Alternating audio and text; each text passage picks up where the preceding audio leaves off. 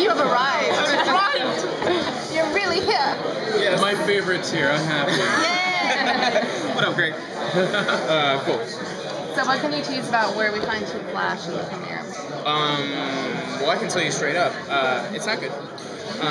6 months have passed since the disappearance of Barry Allen, and the team is sort of clutching its straws to keep the city together, although Kid Flash and Vibe are out in the field doing their thing and trying to keep it together. There is a unanimous feeling amongst the remaining members of the team that it is just not the same without Barry. We cannot keep the villains at bay with the same efficiency that he used to. So, in light of that,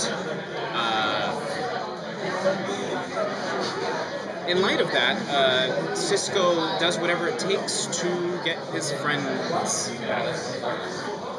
Last year, Cisco spent a lot of the season in kind of a dark place. What can you hint at going forward for like your headspace? Do you think it's gonna be a little bit more sardonic, or do you think we're gonna have a happy medium in between what's going on? That's a great question. I really value how challenging the writers have made this job.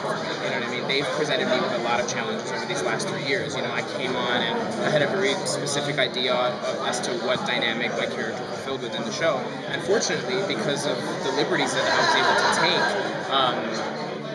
I got to sort of imbue it with a life that I didn't anticipate, you know? And that really, like, allowed the character to blossom, I think. And then their response to that was, you know, allowing him to, you know, go through stuff, you know, experience some challenges and have to mature in light of that. And I'm so grateful for that because it allows Cisco not just to, you know, grow in front of the viewer's eyes, but also to develop some dimension as a character.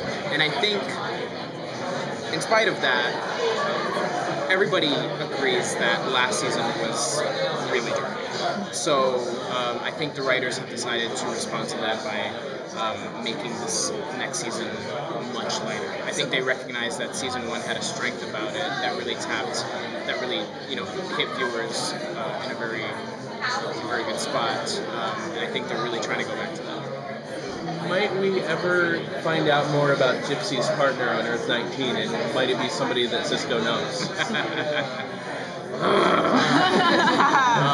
There's this great reveal that's coming up on the panel today, but all I can tease about it is that Cisco and Gypsy, you know, they have their relationship, and they're trying to, you know, they're really taking it to the next level. There's a real love there between the two of them.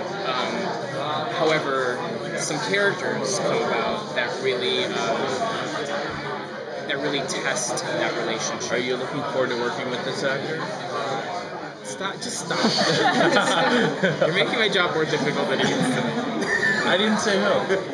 Yes, I'm very much looking forward to working with this actor. Yes. Or actress. So Jesse mentioned that we're going to get to see Iris kind of in like a leadership role with Team Flash. So how's that going to change the dynamic? Because we've always kind of seen Cisco being the one to take point and kind of run point. So how's that going to shake things up? I actually, personally, as Carlos, really appreciate it because there's only so many ways you can stand behind a computer. You know what I mean? And now it's Iris taking the mantle. But I think in the 6 months that have transpired between Barry's disappearance and where we pick up at season 4, she's really stepped up her game and really taken control of the situation.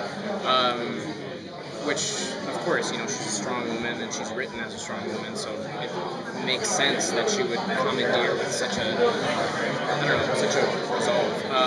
But there's even a sort of a new look to the Star Labs console that reminds me a little bit more of Starship Enterprise, you know? She's like, it's kind of this sprawling sort of, what's the word I'm looking for? Like this curved, like sleek metal sort of thing that's less like desk computer and more like, you know, ship console. So that's a good support for Iris, I think, at this point. What's it been like? It's okay. Can you talk a little bit about Cisco and Wells' relationship?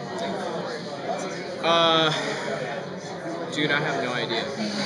I have no idea. I have no idea what Tom's gonna do this season. What's it been like for you, though, to explore all those different aspects of his relationship with Wells and all the different versions of Wells? 'Cause Right. It's different each season. Oh, it's been a blast. Tom is like such a great actor to work with. He's always on, and his neurons are always firing a mile a minute.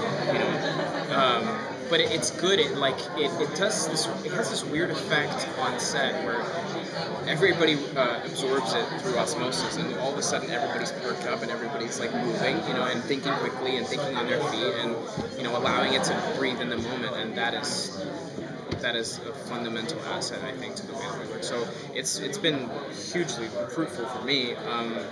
And sort of answering your question a little bit, going back to your question, I know that he's supposed to be Harry at a certain point in our season. Do you always know which one you're dealing with? When you walk on, you're like, oh, he's standing like that, that's that version of Wells? Yes, he's very good at physically characterizing, you know, his roles. It's great. Thank you very much. Thank you so much, guys.